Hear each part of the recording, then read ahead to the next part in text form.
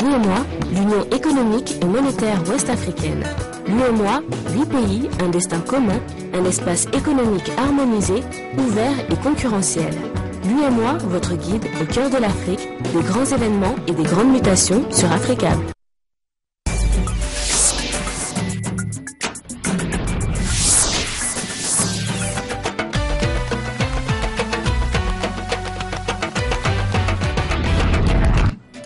Nouvelle édition sur Africable Télévision, voici les titres de ce journal. Répertorier et définir les sites de cantonnement des ex-combattants Touareg, tel est l'objectif de la commission mixte de sécurité qui a effectué dimanche une visite à Kidal. Le point dès le début du journal avec Sekou Tangara.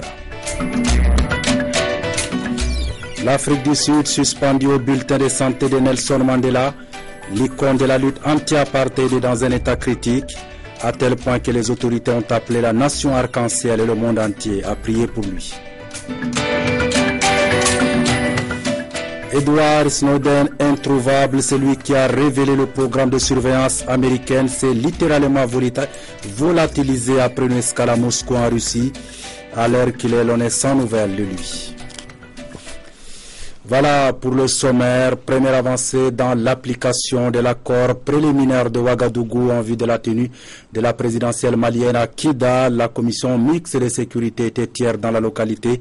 Objectif, répertorier et identifier les sites de cantonnement des ex-combattants. Envoyé spéciaux à Kidal, Sedouniare et Sekou Tangara.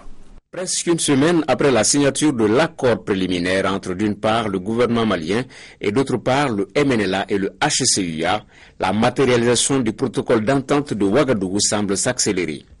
23 juin 2013, le moment est historique. Des officiers maliens débarquent à l'aérodrome de Kidal en compagnie d'autres frères d'armes de la MISPA, de la MINUSMA et de l'opération Serval. Pas de temps à perdre, la commission mixte de sécurité doit rapidement répertorier et déterminer les sites de cantonnement des ex-combattants rebelles Touareg avant leur désarmement. Nous sommes venus échanger avec les groupes signataires, avec nos partenaires de la MISMA, MINUSMA et de l'opération Serval pour voir dans quelle mesure on peut avancer sur le choix des sites de cantonnement, commencer le processus de cantonnement puisque la MISMA a commencé à se déployer pour que dans les brefs délais, les forces armées, au moins les premiers éléments quand même puissent se déployer à Kidal. Boutique fermée, rue déserte, Kidal est étonnamment vide ce dimanche matin. La délégation rencontre d'abord le patriarche Ag Intala ainsi que des représentants du MNLA et du HCUA. Des échanges jugés globalement positifs. Cela démontre que le MNLA et le HCUA ainsi que le gouvernement malien sont en tout cas en train de travailler comme un seul homme pour faire de ce pays un seul pays. Affirmatif, on a identifié les endroits de cantonnement. Bon, les dates, ça dépend du programme de la commission mixte de la sécurité qui gère tout ça. Bon, les discussions sont sur de bonnes bases. Encore faut-il que nous continuions à avancer pour respecter les délais conformément à la volonté politique de les faire sans plus tarder dans les brefs délais. Je pense que pour le moment, chacun y met du sien. Nous espérons que les choses vont aller encore plus vite. Ça avance. Après Kidal, d'autres localités du Nord seront visitées par la commission mixte de sécurité avec toujours la même mission, répertorier et convenir des sites de cantonnement avant le désarmement des ex-combattants, puisqu'il ne saurait jamais y avoir deux armées dans un même pays. Présidentielle malienne du 28 juillet prochain. Après Ségou la semaine dernière, c'est la région de Caille qui a servi de cadre au candidat du parti Yélema d'exposer aux journalistes son projet de société. Moussa Mara a axé son intervention sur la construction d'un Malien citoyen engagé, responsable et compétent. Pour le candidat, il s'agit de mettre l'homme malien au début et à la fin de toute action politique et de développement. Envoyé spécial à Caille, Daouda Doumbia, Daouda Kamate. En se rendant à Caille, le candidat du parti Yélema s'est voulu plus proche des populations. L'objectif est exposer une partie de son projet de société qui s'articule autour de la construction d'un Malien citoyen, responsable, compétent et engagé.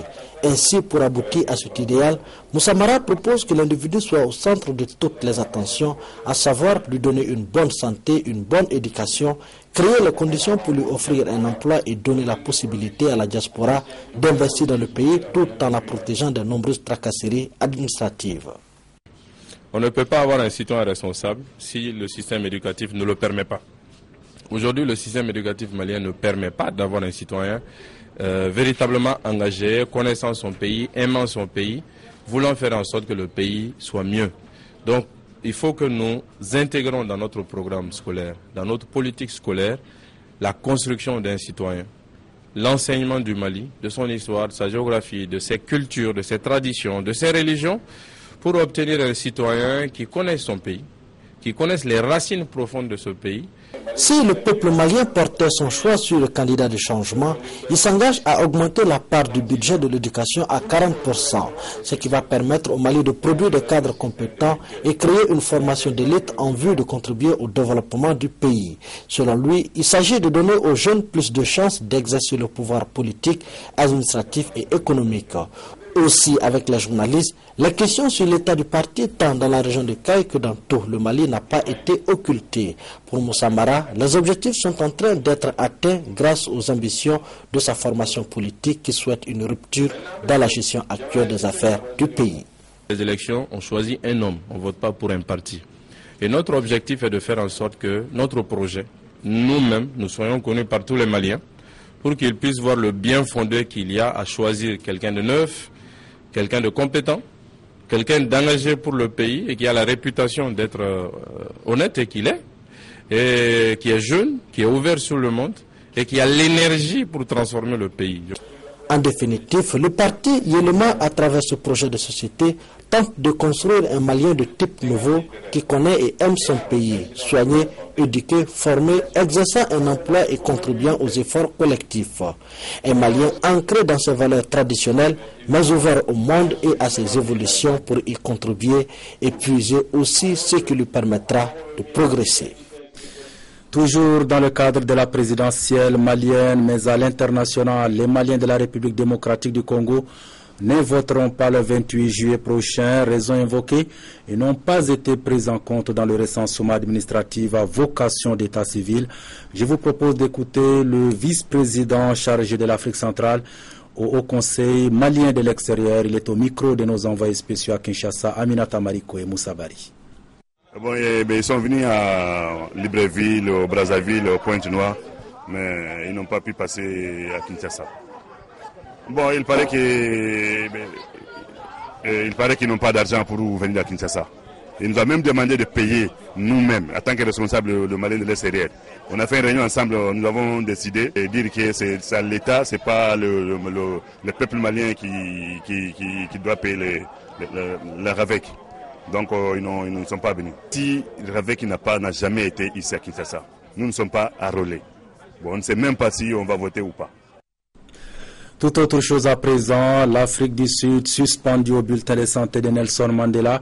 L'icône de la lutte anti-apartheid est hospitalisé depuis 2 semaines pour une infection pulmonaire, mais son état s'est tellement aggravé ces dernières 24 heures que les autorités sud-africaines ont appelé la nation arc-en-ciel et le monde entier à prier pour lui. Jour après jour, l'Afrique du Sud tente de se faire à l'idée que son héros n'est pas immortel. Lentement, la nation arc-en-ciel se prépare à verser beaucoup de larmes tant le pays doit à cet homme. L'état de santé de Nelson Mandela n'est guère rassurant et s'est même aggravé ce week-end. Il serait dans un état critique même si l'équipe médicale fait tout son possible pour lutter contre son infection pulmonaire. Devant la presse étrangère ce matin, difficile pour le président Jacob Zuma de parler d'autre chose. J'étais à l'hôpital avec le vice-président Cyril Ramaphosa. Bien sûr, il était tard, il était déjà endormi et nous étions présents. Nous l'avons vu. Nous avons un peu discuté avec les médecins et avec sa femme et nous sommes partis. Je ne pense pas être en mesure de vous donner plus de détails. Je ne suis pas docteur. À l'hôpital de Pretoria, ses proches continuent de lui rendre visite, sa fille encore il y a quelques heures. Les anonymes multiplient hommages et prières devant sa maison ou devant les grilles de la clinique, aux côtés des journalistes postés depuis plus de 2 semaines. Les Sud-Africains vont devoir chercher un nouveau symbole. Que faire quand son point de repère disparaît ? Eh bien, je ne sais pas ce qui va se passer s'il décède. Je ne sais pas ce qui arrivera à cette nation, à ce pays. Je ne sais pas. Mais je pense qu'avec le temps, nous accepterons et nous avancerons. Je souhaite que Mandela se rétablisse pour que les futures générations puissent voir cet homme qui s'est battu pour nous. Le mois prochain, Madiba devrait fêter ses 95 ans. Tous espèrent, mais sans trop y croire. Je vous l'annonçais également dans les titres, Edward Snowden demeure introuvable. Le jeune Américain qui a révélé au monde le programme de surveillance américaine était à Moscou où il aurait passé la nuit. Il allait demander l'asile à l'Équateur, mais à l'heure il demeure toujours introuvable. Personne ne l'a aperçu, mais c'est ici, dans la zone de transit de l'aéroport de Moscou, qu'Edward Snowden aurait passé la nuit. Hier, il a quitté Hong Kong, accompagné par des conseillers de Wikileaks. Les États-Unis avaient pourtant demandé son extradition. D'après l'avocat de Snowden, il aurait été poussé à partir avec l'assurance de ne pas être retenu à l'aéroport. J'ai tendance à croire que ce message a été donné sous l'ordre de Pékin, de façon à éviter l'embarras politique qu'aurait causé la prolongation de son séjour à Hong Kong. Et c'est ce que supputent aussi les États-Unis. Ils soupçonnent Hong Kong de ne pas avoir respecté l'accord d'extradition. Nous espérons clairement que les pays respectent les lois en vigueur. Et s'ils ne le font pas, ils invitent d'autres pays à ne pas respecter les règles et cela mettra nos relations en péril. Le sud du Liban, théâtre de violentes rivalités entre sunnites et chiites depuis 24 heures. Des violents combats opposent l'armée à des sunnites radicaux à une quarantaine de kilomètres de Beyrouth, la capitale. Bilan 12 soldats tués, dont 2 dans le rang des activistes, à l'origine des violences de heurts entre le Hezbollah chiite et les partisans d'un cheikh radical sunnite. Saïda, la grande ville du Liban Sud, quasi déserte. Les habitants ont fui, seuls les blindés et les soldats de l'armée libanaise s'aventurent en centre-ville, le bastion d'une milice sunnite radicale. Celle du cheikh Ahmad al-Nassir, ici à l'image. Hier, ces hommes armés ont tué dans une embuscade 12 soldats de l'armée régulière. Depuis, c'est une bataille de rue, de jour comme de nuit.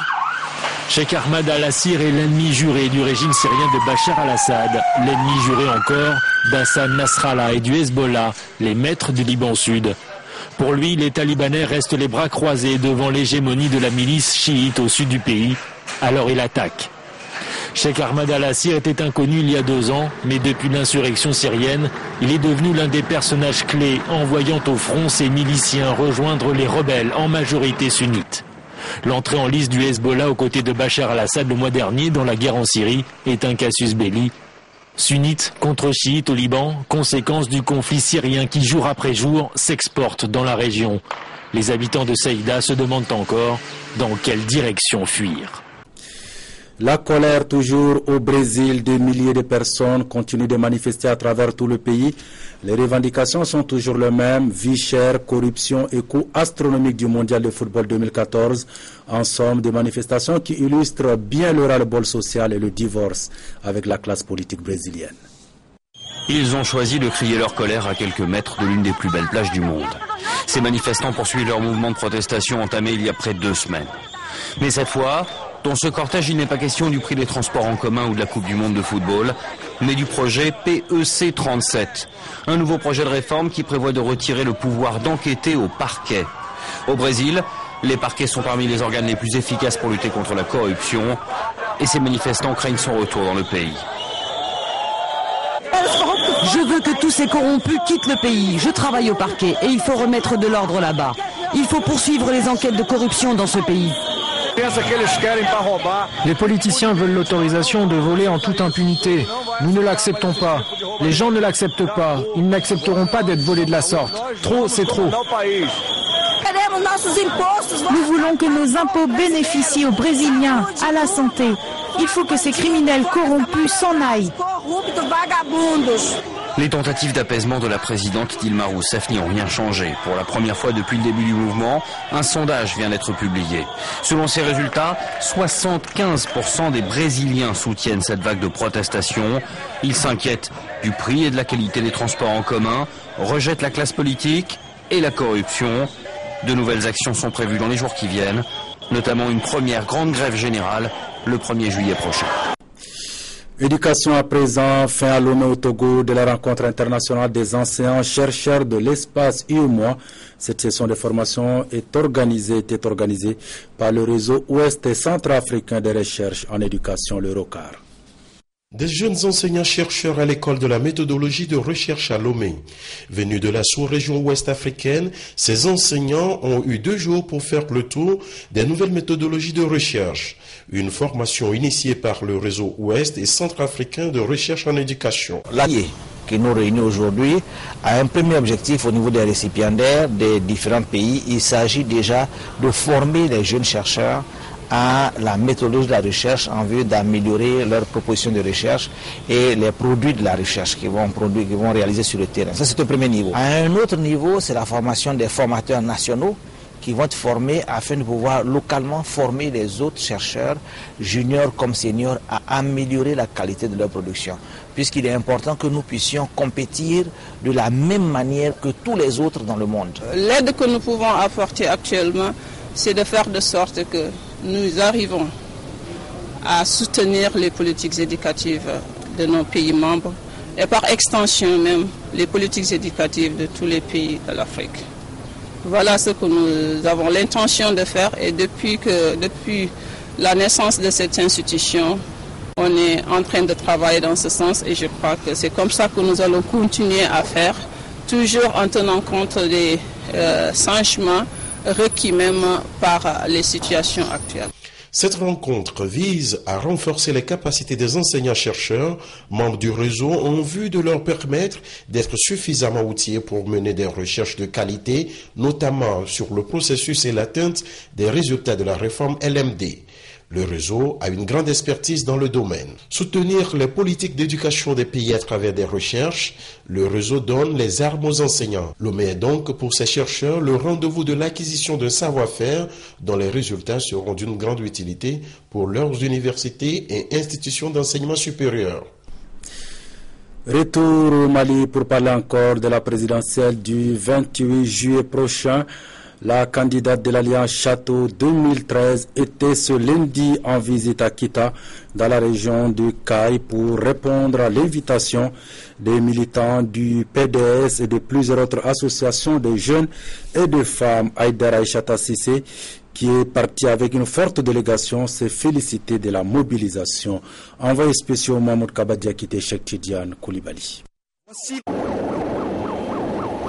Voici l'impressionnant accueil réservé ce matin à Aïchata Sissé, dite Château, à Kita. Ils étaient des centaines de jeunes et femmes mobilisés à cette cérémonie initiée par les militants du PDS de Kita et environnants pour réaffirmer leur engagement à celle qu'ils ont nommée la Dame de Fer. Un engagement pour la cause des femmes, des jeunes et des enfants au risque de sa vie pendant cette crise, selon ses partisans. Ce que nous pouvons remarquer par ce grand nombre de militantes et militants pour cette rencontre, les multiples efforts que vous avez menés durant la crise sans précédent qui a plongé le pays dans la désolation sont connus de tous. Vous avez défendu corps et âme au prix de votre vie les populations du Nord qui ont souffert des exactions commises par les fous de Dieu.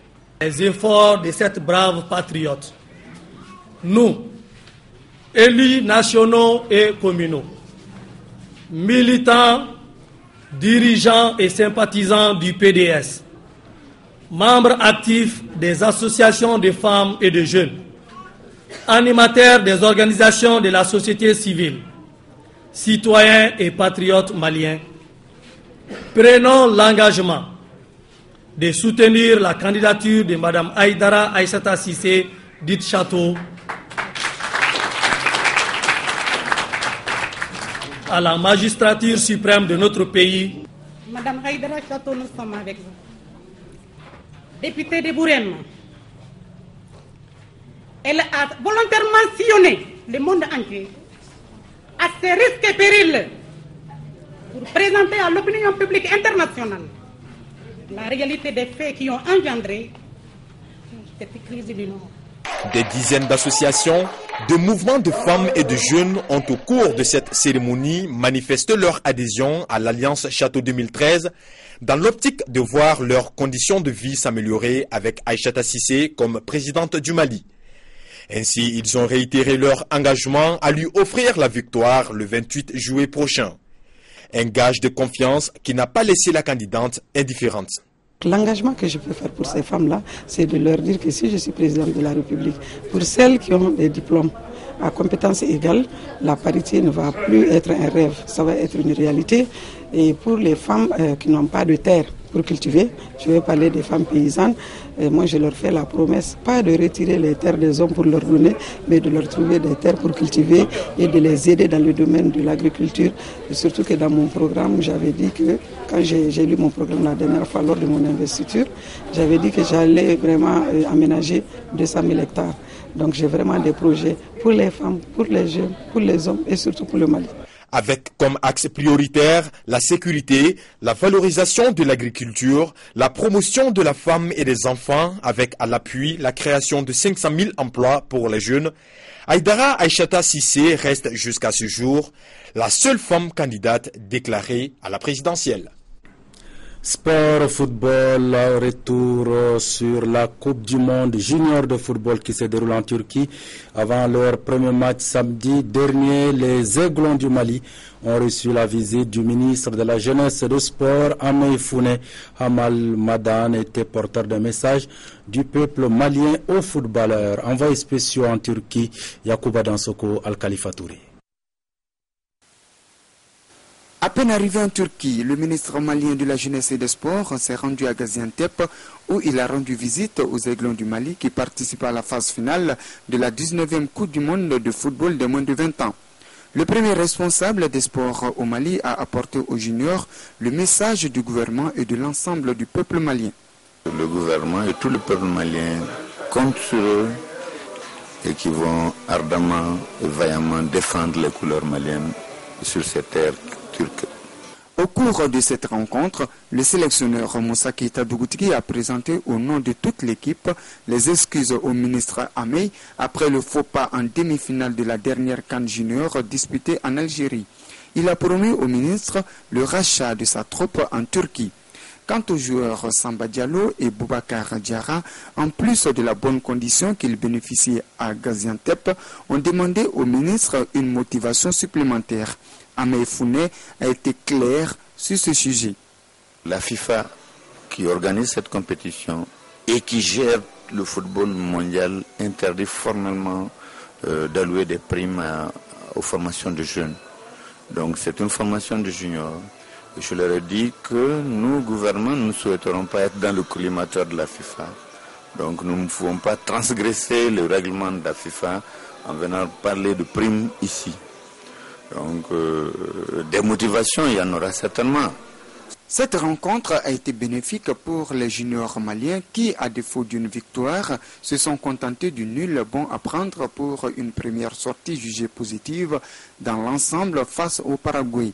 Mardi, les Aiglons en découdront avec la Grèce au stade Camille Okak de Gaziantep à partir de 21h, heure locale, 18h, temps universel. Voilà, c'est la fin de ce journal. Merci de l'avoir suivi. L'information continue sur Africable, www.africabletelevision.net. À demain.